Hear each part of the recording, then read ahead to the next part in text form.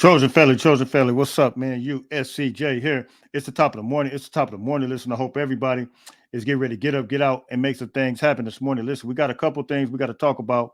One of them is Julian Lewis. He responds to some haters. Listen, man, a lot of people last week it came up that, and it's crazy because after the Elite 11, and I think he won one particular part of the competition, which was the Pro Day, I believe, in the Elite 11. But after that, they kind of do these rankings and they drop Julian Lewis after the Elite 11. So we'll talk about that, and he responds to that. Some of the people, the haters that are on the internet. Shout out to my guy Anthony Butler. He actually sent me the response from Juju Lewis. I didn't even see it on the internet, but shout out to him. He sent it to me. Also, Colorado State quarterback, their head coach came over the weekend and had a incredible statement that he put out, and it was in reference to Kansas State. And so we'll talk about that, trying to get their quarterback. And then also the Big Ten. There's a guy about it on three. I believe his name is Jesse Simmons. I think that's his name. But he put out the best games for the Big Ten in 2024. We'll take a look at those. USC's involved in quite a few of those. But the first thing we'll talk about real quick is going to be Julian Lewis. Julian Lewis, as I stated, he was dropped from a 5-star to a 4-star. Now, here's the crazy thing about this. There's several things we got to talk about in reference to that. Number one is welcome to the USC family. You're officially a part of the USC family. You guys know when you're dropped. We've noticed this is kind of a trend that's been going on. And, another network used to do it. Now another network, I'm not even going to call those networks out, but now they both are kind of doing the same thing. But, for whatever reason, they dropped them. And, I guess they doing it according to the Elite 11. And he was dropped from a 5-star to a 4-star. So, Julian Lewis put out a response in reference to that. And he has a right to be upset, but I think it should be based on the gameplay. And the thing is that if you base it on Elite 11, that's not going to get it done. Now I will say this: there were some incredible looking quarterbacks at the Elite 11. I got to say that, and I got to give them respect. Those guys look like, and to be honest, a lot of them look like they were much bigger than Julian Lewis. But here's the thing: Julian Lewis reclassified, and I think that has to be considered. That has to be taken into factor as it relates to what happened with him. And I think he performed okay. It wasn't like he just performed so bad that he just dropped off and fell off the face of the map. So here's his response in reference to that, because there was a lot of chit chat going on the internet, specifically Twitter. Let me pull up this comment. Here's the comment right here. He says, "I don't care." And this is a shout out to Anthony Butler. He was the one that actually sent this to me. He says, "I don't care what they rank me, and the people who support me shouldn't either." At 16 years old. And that's what a lot of people got to realize. Julian is super, super young. And his body, of course, is not going to be all the way developed. And hopefully he gets a growth spurt. And like most kids do.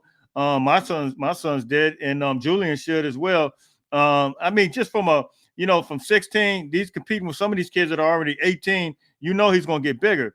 He says at 16 years old, I could commit it to any college in the country. It's kind of cut off here. Country in 2 classes. God has blessed me to do the things that every QB dreams about growing up, and I'm not done yet.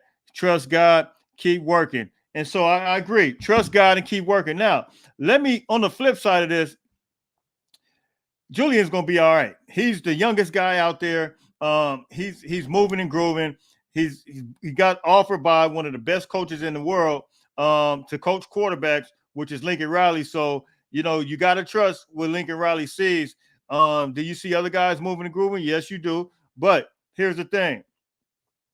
Do you trust Lincoln Riley, Kyler Murray, Jalen Hurts, Caleb Williams, all these guys, Baker Mayfield? So you got to know Lincoln sees something. And you got to believe that Lincoln sees something. Now, here's what I'm going to say on the flip side. I think, this is my opinion, it's time to shut it down. And I think it's time to shut it down specifically because the media, that same media that dropped him, is the ones that continue to try to cause controversy, continue to try to make a story every single day in reference to Juju. And I think if we shut it down, not only would that shut the noise down, that'll shut them down from making all kinds of content that they make on a regular basis every single day. I mean, it kind of gets ridiculous. I'm so tired of seeing Juju stories. It's ridiculous. Whether it's and I'll call them out on 24/7 Sports, they all do the same thing. And it's just it's like it's time to move on.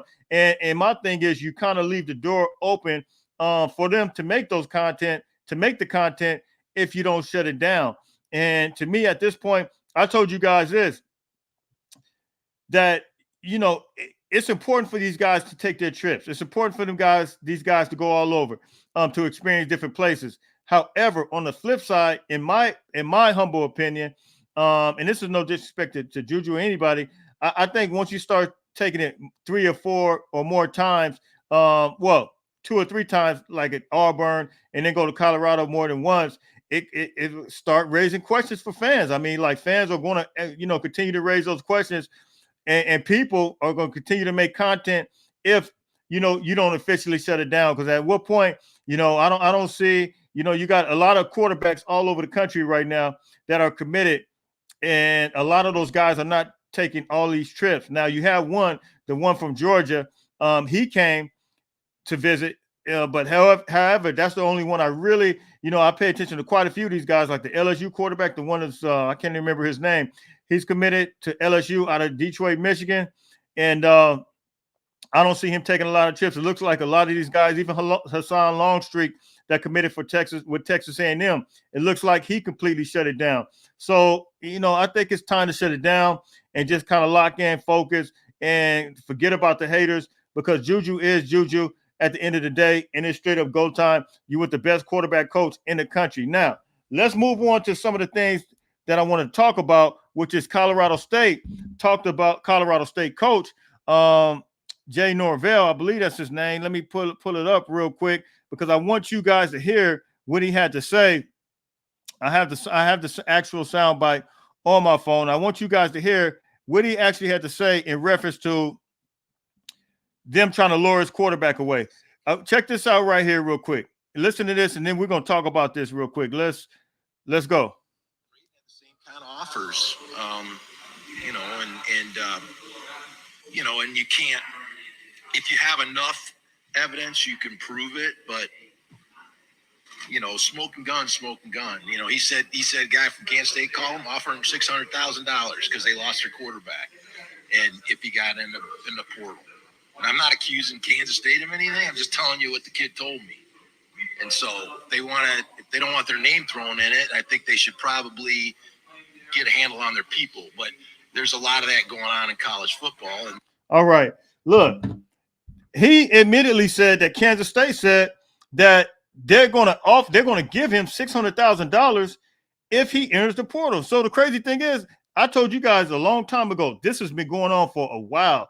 He hasn't even entered the portal. And Nick Saban, you guys remember, I brought you that story that Nick Saban, he said it in the NFL Combine. He said that they wanted a cornerback. They were going after a cornerback. I believe he was from Toledo or Kent State, one of those MAC schools, I think. And he said, but he wouldn't come out the portal. It's like, I don't know if it slipped up, or I don't even know why he said that, but it kind of slipped up. And so the same thing is happening with the Kansas State. I guess apparently, allegedly, the Kansas State team tried to reach out to this quarterback, Colorado State, and then you hear the Colorado State coach really address that issue and said they offering them $600,000. Now, this is important because I want you guys to really understand. This is the type of money right now that's being thrown around. This is the type of money that USC has to go against on a regular basis. Not just, defensive players, defensive line guys. These guys are going to be worth a lot more. So look, man, this is not no peanuts that's being thrown around. You're talking about real deal money. But I guess apparently he's staying there, and the Colorado coach really addressed that situation. And man, it's kind of out of control. So man, you guys can tap in with me. Let me know what you guys think. You guys know where you can find me. I got a couple things I want to address real quick.